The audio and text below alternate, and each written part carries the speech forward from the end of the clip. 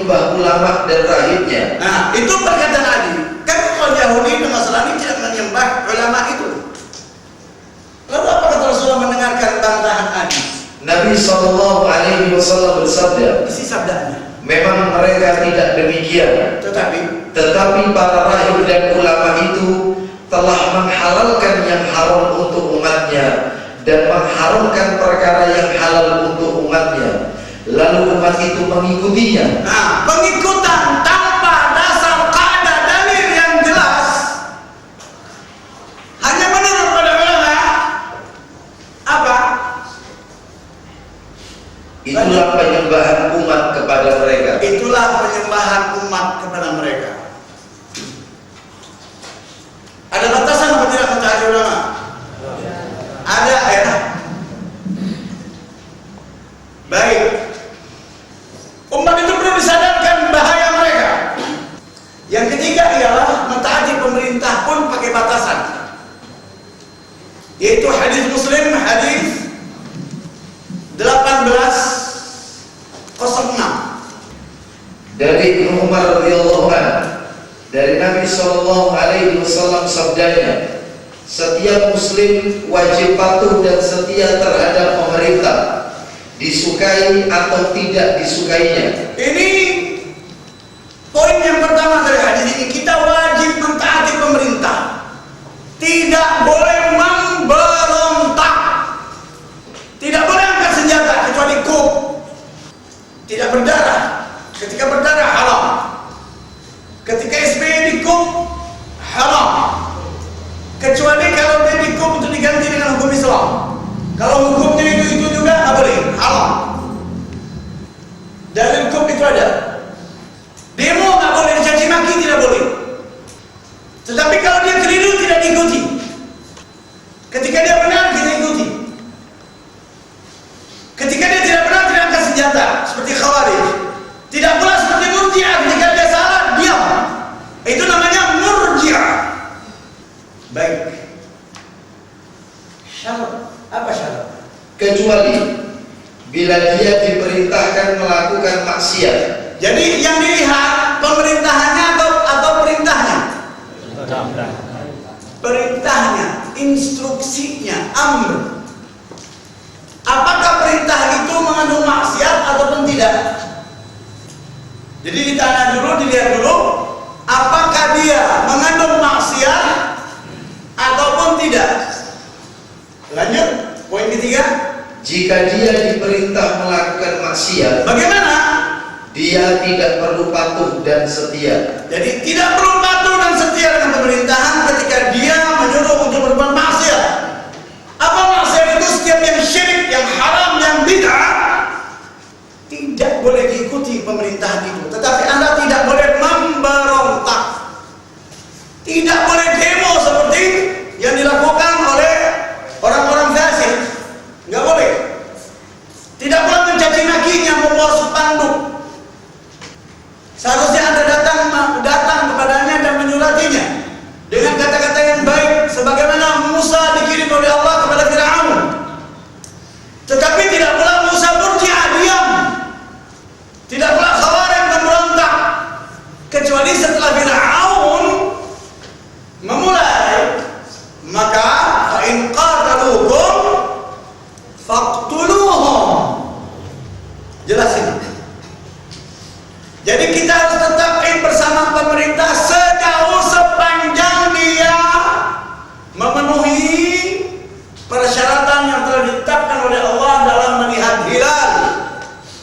Kalau mereka pemerintah memenuhi, maka Anda haram untuk mendurhakainya, tidak bersamanya. Maka ketika dia menyalahi kaidah-kaidah itu, maka Anda pun tidak halal untuk mengikutinya. Contoh, Rasulullah SAW pernah berbuka melakukan Idul Fitri siang hari, sudah zuhur. Ada yang mengatakan sebelum zuhur, ada yang mengatakan setelah zuhur. Setelah dapat berita datang dari Syria memberitahu bahwasanya orang di Syria sudah melihat hilal. Rasulullah SAW di Madinah, antar negara atau tidak? Antar negara atau tidak? Lalu beliau beliau pun berbuka dan sekaligus Id. Adapun yang dilakukan oleh pemerintah Republik ini, dia membatasi berita itu dengan jam. Apabila lewat dari jam 7 malam atau jam 8 malam, maka pembawa berita tidak bisa diterima. Jelas. Sekarang tinggal Anda berpikir sendiri, Anda patuhi atau tidak. Soto dari Makassar itu boleh terlambat, tapi ini tetap jalan. Tidak boleh karena terlambat datang soto Makassar lalu ini ditunda. Tidak boleh. Karena terlambat tempat dari Jawa Timur datang ke Jakarta lalu dipending itu apa? Itu tidak boleh. Tidak ada istilah persiapan masyarakat tidak siap untuk Id, kasihan, tidak ada. Karena hari Id itu hari haram untuk saum. Jadi dia harus memiliki alasan syar'i. Jelas ini? Jelas ya? Bagaimana Khawarij dan bagaimana Murji'ah? Adapun ahli sunnah antara Khawarij dan Murji'ah. Kaum Murji'ah ini sangat mudah menuduh orang dengan perkataan Khawarij. Sebenarnya mereka ini keluar dari akidah yang satu, dia masuk kelompok yang 72. Fasik. Ini yang wajib Anda pahami. Kemudian saya sudah berteriak di Jakarta seringkali. Walaupun saya baru habis sakit, saya menjelaskan kedudukannya, bahwasannya Islam ini ialah satu din yang turun dari langit. Tidak seperti agama yang lainnya, itu agama lokal bumi, yang mana asalnya Islam, lalu mereka keluar daripada Islam itu membuat agama itu sendiri. Maka kita tidak boleh lepas dari tuntunan Allah dan Rasulnya, bagaimanapun yang terjadi. Saya katakan beberapa kali, pemerintah itu wajib Anda taati dia selagi dia tidak melanggar hak-hak Allah, tidak menyuruh Anda untuk berbuat maksiat, dan tidak menghalalkan yang haram, tidak mengharamkan yang halal. Pemerintah Republik ini telah mengharamkan yang halal. Saya ulangi, dari dulu, cuma sekarang lebih berani dia untuk menghalalkan yang haram, mengharamkan yang halal. Dia mengharamkan orang untuk poligami. Maka langgarlah untuk pemerintah ini. Dia tidak wajib untuk ditaati. Saya ulangi ya, dia dalam hal ini tidak wajib untuk ditaati, karena dia mengharamkan hal yang halal. Maka kita tidak boleh menjadi Murji'ah, diam bungkam. Umat ini perlu diselamatkan. Ia wajib diselamatkan dari dalam neraka. Dia wajib diselamatkan dari jurang neraka. Dia tidak boleh mendustakan satupun dari ayat-ayat Allah. Saya sudah katakan, paling brengsek manusia umat Islam itu memang Islam. Orang kecil itu, orang liberal itu. Ini manusia zindiq. Dia seharusnya perlu ditampar dulu dengan Al-Quran. Ini ilhad. Bagaimana dia membenturkan ayat Allah? Dia benturkan An-Nisa ayat 3 dengan An-Nisa 125 katanya. Padahal ayat 129. Dua ayat ini tidak berbenturan. An-Nisa ayat 3 itu tidak berbenturan dengan An-Nisa ayat 129. Ayat 3 surat An-Nisa itu ada 3 hal yang dituntut oleh Allah untuk adil ketika orang poligami. Lalu ada perwakilan NU dari perempuannya yang hebat, dia bilang poligami itu haram. Maka perempuan itu seharusnya dia ditampar, dia seharusnya. NU tidak mewakili Islam sama sekali, tidak pernah Muhammadiyah. Tak ada satu organisasi pun yang mewakili Islam. Ketika Islam diacak-acak di negeri ini, tidak ada yang membelanya. Jangan menakut-nakuti umat, jangan menghancurkan umat. Kita lihat An-Nisa ayat 3 dan ayat An-Nisa ayat 129. Apa kata Allah? Wa in khiftum alla tuqsitu fil yatama fankihu ma qaba lakum minan nisa فانكحوا ما طاب لكم من النساء مثنى وثلاث ورباع فإن خفتم ألا تعدلوا فواحدة أو ما ملكت أيمانكم ذلك أدنى ألا تعولوا ولن تستطيعوا أن تعدلوا بين النساء ولو حرصتم فلا تميلوا كل الميل فتذروها كالمعلقة وإن تصلحوا وتتقوا فإن الله كان غفورا رحيما. Dan jika kamu takut tidak akan dapat berlaku adil terhadap hak perempuan laki-laki bila mana kamu mengawininya, maka kawinlah wanita-wanita lain yang kamu senang di luar anak yatim. Di situ dikatakan fankihu ma tabalakum. Kalau orang tidak mengerti bahasa Arab, jangan berbicara tentang Al-Quran, ini bahaya. Allah tidak berkata fankihu nisa, tetapi dia berkata fankihu ma tabalakum. Taba itu bagus, cantik, indah, gemulai, sesuai dengan selengamu. Jadi seluruh argumentasi Rasulullah SAW menikah dengan perempuan demi menolong perempuan, dia ustaz itu bohong dan kadzab, kadzabun asyir. Tak ada satupun Rasulullah SAW menikah dengan wanita-wanita yang lain itu hanya untuk menolongnya, tak pernah terjadi. Contoh, Ummu Salamah dinikahi oleh Rasulullah SAW karena suaminya mati di medan perang dan anaknya mati di medan pertempuran. Lalu Ummu Salamah minta kepada Rasul agar beliau berkenan mengawini Ummu Salamah. Ummu Salamah minta kepada Rasul agar Rasul berkenan mengawini Ummu Salamah. Begitu pula Sauda, begitu pula Khadijah. Jadi jangan memutar balik hukum seperti orang-orang zindiq. Liberal ini berbahaya. Syiah saja sudah sekarang ini sudah tidak suka sama liberal, diusirin mereka dari universitas yang ada di Iran.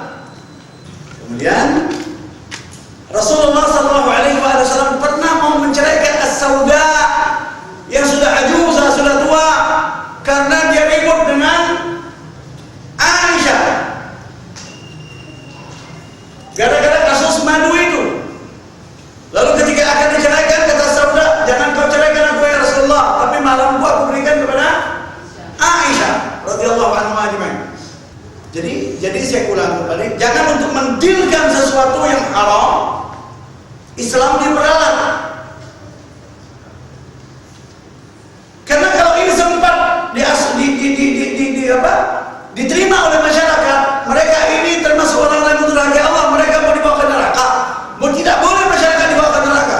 Tetapi dijelaskan bagaimana poligami itu. Bagaimana cara berpoligami menurut Islam yang syar'i. Tidak boleh dipolitisir. Kalau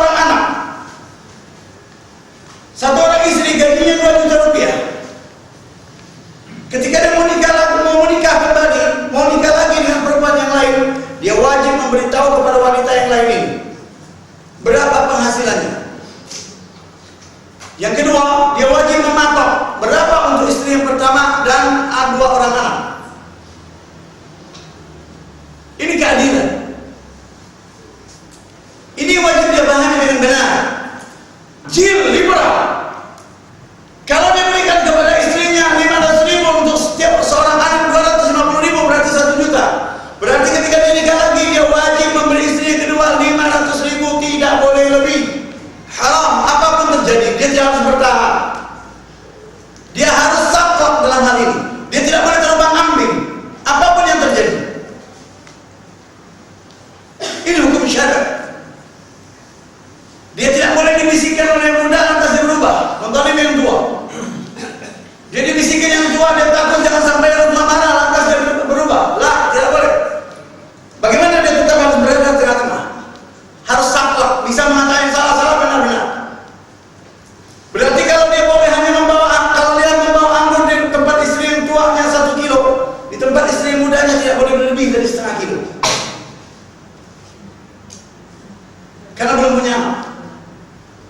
Begitu tambah anak berarti tambah 2,5 kilo, tambah 2,5 ounce. Karena jatahnya 250.000 kan. Jadi dia patok dulu. Adil yang ketiga ialah tidak boleh Anda datang kepada yang tua dan tidak menggaulinya, tidak menjimatnya, haram, tidak boleh. Kalau sudah dapat dari yang muda, nggak boleh. Ada aturan lain yang harus dipahami. Jadi bukan dilarang masyarakat itu. Nikah itu ibadah. Nikah itu yang kedua untuk memenuhi seksual agar Anda tidak berzina.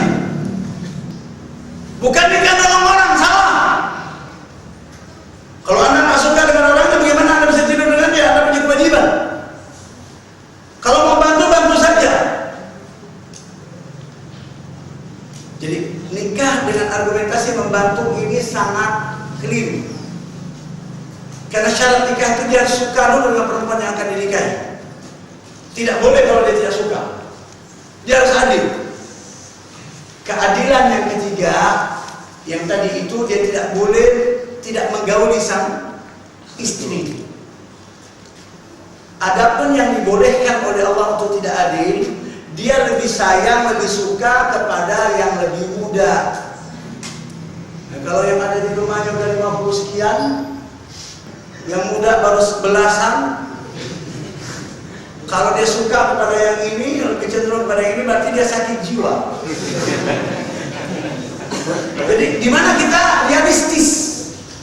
Jadi orang-orang berkata kalau mau nikah dengan perempuan yang sudah tua, dia kadzab. Dia tidak pantas untuk dijadikan narasumber. Seharusnya dia pun tidak dinikahi kalau dia telah menjadi janda.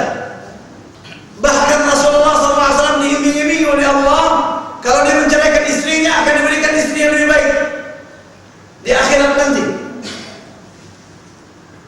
yaitu perawan Maryam, janda Asia istri Fir'aun.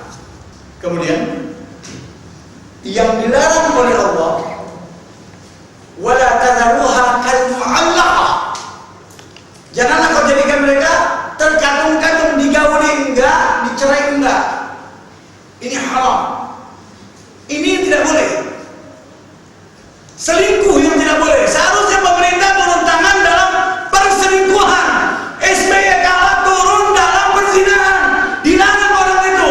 Bukan dia mau menjelaskan adil. Kapan Yusuf Kala dan SBY tahu tentang Islam dan tentang keadilan? Bisa lah dia mau untuk menjelaskan keadilan. Jadi saya ulangi kembali. Islam satu agama yang sudah konkret. Tidak perlu orang campur tangan. Pemerintah tidak perlu campur tangan dalam Islam. Urus orang-orang kelaparan. Bagaimana rakyat yang makan nasi yang untuk ternak dimakan, nah ini diurus. Banjir, lumpur, semuanya diurus. Turun gitu diurus. Bukan ngacak masalah din. Kalau seandainya ada orang yang membenci ayat tentang poligami, dia bisa kufur loh, bisa terhalang untuk masuk dalam surga. Jadi perempuan, saya jelaskan berapa kali, dia boleh benci dengan suaminya ketika dia dipoligami, halal. Dia boleh meminta talak ketika suaminya mempoligaminya.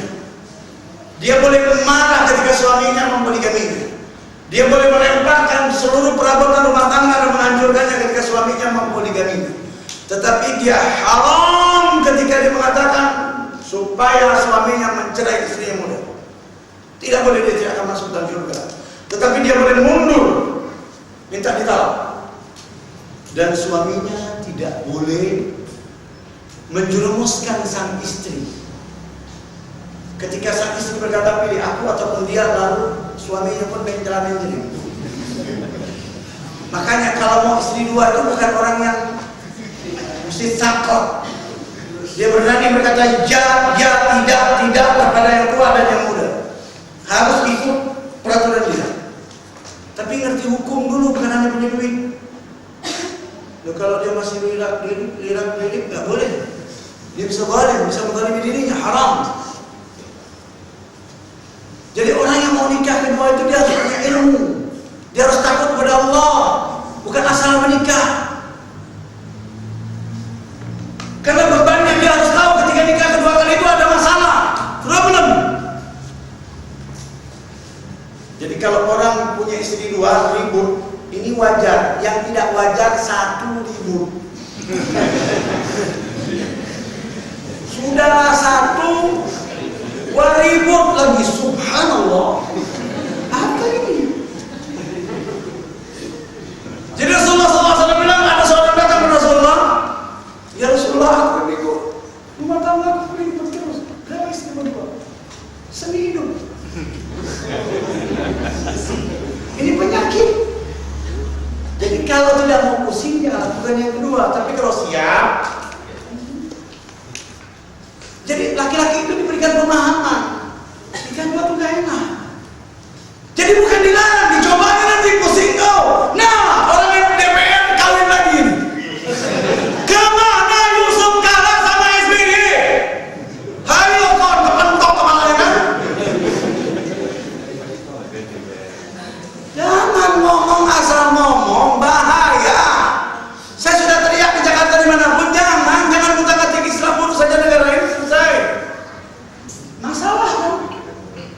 Presiden yang ngomong, dewan yang ngomong. Sahabat Allah. Apa lagi? Maka kita ini, saya mau katakan, kita ini harus realistis. Masyarakat ini jangan digiring dia untuk durhaka kepada Allah, digiring ke neraka, nggak boleh. Kita tidak tahu siapa akan terjebak dalam perkawinan 2, 3, 4 itu, dan perempuan yang mana akan dikawin 2, 3 kali dia nggak tahu. Semuanya orang niat niat satu.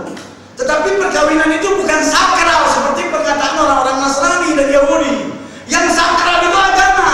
Menurut negara ini perkawinan sakral, agama bukan nggak sakral. Orang boleh pindah-pindah agama, apa nggak kebalik ini? Ngawur nggak? Bukan lagi ngawur, wur.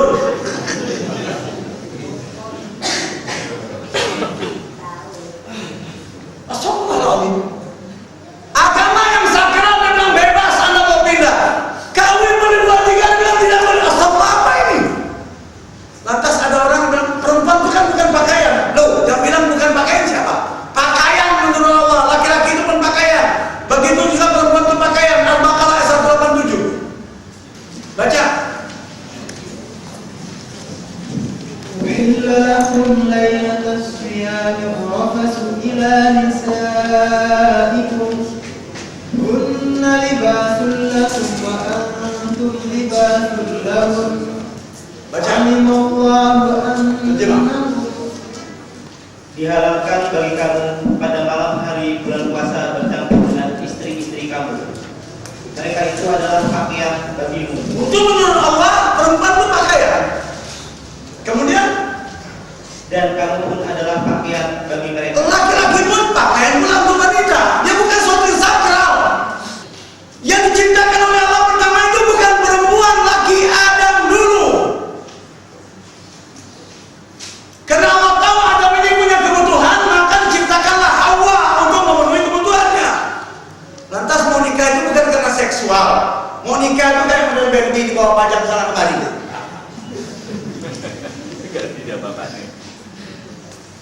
Orang yang akan menikah dua itu kalau dia merasa tidak mampu, seksualnya berbahaya, dia takut terjerumus dalam perzinahan, maka dia nikah untuk menyelamatkan kemaluannya.